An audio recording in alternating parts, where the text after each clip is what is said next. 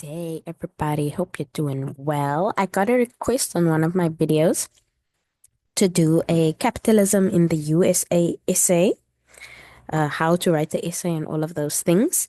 Now, I do have a PowerPoint on it with all the content, but I think I will maybe leave that for a different video because I did a poll and only like two people responded to my poll. But in my poll, I basically asked how long should videos be? So I had one person that said it should be 5 minutes long, TikTok attention span, and another person that said it should be 10, 15 minutes long. So what I'm going to do is I'm going to try the 5 minute long version and then I will try a 10, 15 minute long version and then I'll have a look and see what gets the most views and things like that. And then I'll carry on with that. But let's do the 5 minute version. It's going to be very, very quick. So this 5 minute version is assuming you already know all of the content. So I'm not going to do any of the content. I'm just going to go straight to how to write the essay. So here we go. Get ready. Meow. How do I go past here? Meow. Ah, there we go. How to formulate an essay. So introduction, body, and conclusion.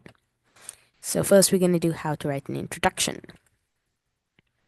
So there's three possible essay questions that is taken from past papers. You can find lots of past papers on the WCD website, also on the Eastern Cape Exams website, the Northwest Department of Education website. You can just basically check out all the Department of Education websites, and there should be past papers for grade 8 to 10 on there. Some websites are a little bit better than others. You can also find past papers on some apps on the Play Store, but don't ask me about the apps because I don't know them. But these are three possible essay questions that were taken from past papers. So the first one says President Franklin D. Roosevelt used a variety of so called alphabet organizations to bring relief, recovery, and reform to the US economy after the crash of the Wall Street Stock Exchange. To what extent was the New Deal successful in saving the US economy from total collapse in the 1930s? And then another one. In 1933, Roosevelt launched the New Deal, a series of measures to rescue the American economy. Critically discussed the validity of the statement by referring to the impact of the New Deal on the economy of the USA. And then lastly, President Roosevelt promised a new deal for the forgotten man during his election campaign in 1932. Do you agree that he kept to his promise? Substantiate your line of argument with relevant evidence.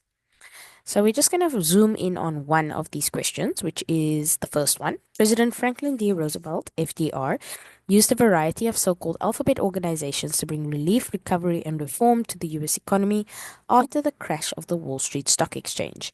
To what extent was the New Deal successful in saving the U.S. economy from total collapse in the 1930s? So what you've noticed I've done there, and this is what you should do when you go into that exam, is look out for your question focus, look out for your key terms and dates. So we know we need to speak about in this essay Franklin D. Roosevelt.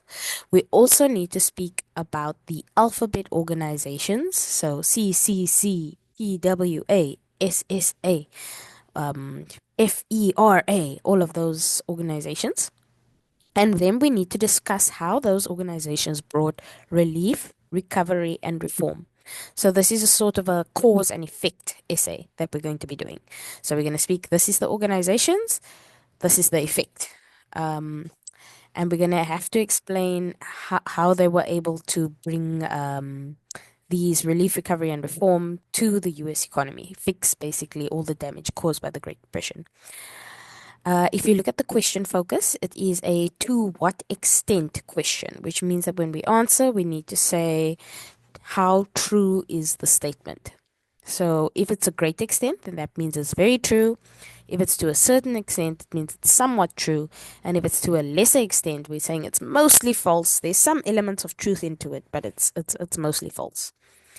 And then there's another keyword, which is the word successful. So that's going to be our line of argument. We're going to be proving throughout the essay that the New Deal was either successful or unsuccessful. And then I want you to take note of the date. I didn't put a little circle around it. I wonder if I will be allowed to do it in this app. There you go.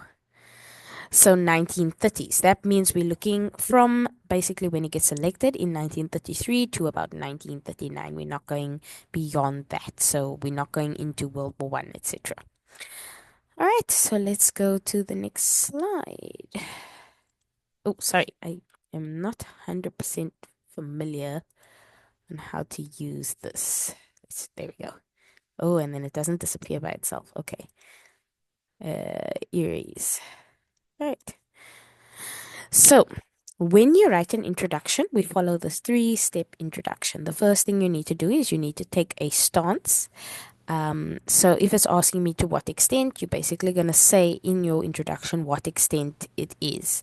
So President Franklin D. Roosevelt's alphabet organizations brought relief, recovery, and reform, the 3R, to the US economy to a certain extent. So we're basically saying, yes, it did bring relief and recovery in some cases, but in other cases it didn't. Then we're going to give reasons for our stance. We're going to say this is because the combination of the 3R efforts helped stabilize the economy, create jobs, and restore public confidence. So that's why we're saying to a certain extent. And then we're going to say this essay will evaluate the success of these programs in preventing total economic collapse, focusing on the 3R efforts. 3R meaning relief, recovery, and reform. Notice that I put the 3R in brackets. The first time I spell out the whole thing. So I first say relief, recovery, and reform. And then I say 3R. And then thereafter, I just refer to it as 3R. Now, some teachers are very strict on that. They don't like you using, what can I say, like acronyms or shortened versions. So you have to write out the whole thing. But just for the sake of brevity, I wrote 3R. Some teachers are a bit more lenient on that, and the only requirement is if you are going to use abbreviations, you first need to say the full thing. So if you're going to say President Franklin D. Roosevelt, FDR, so you can't just start saying FDR's alphabet organizations. You need to tell me who is he. You can't say the 3Rs. You need to tell me what are the 3Rs, so that I, as the marker, know that you know what you're talking about and you're not just writing something from somewhere. Okay. So I'll close the annotations, go to the next slide. So at the end, your introduction is going to look at the following. President Franklin D. Roosevelt's alphabet organizations brought relief, recovery, and reform to the US economy to a certain extent. This is because the combination of the 3Rs helped stabilize the economy, create jobs, and restore public confidence. This essay will evaluate the success of these programs in preventing the total economic collapse, with focusing on relief, recovery, and reform. All right, so I think that's about 5 minutes. So catch me in the next video on how to write the body of the essay.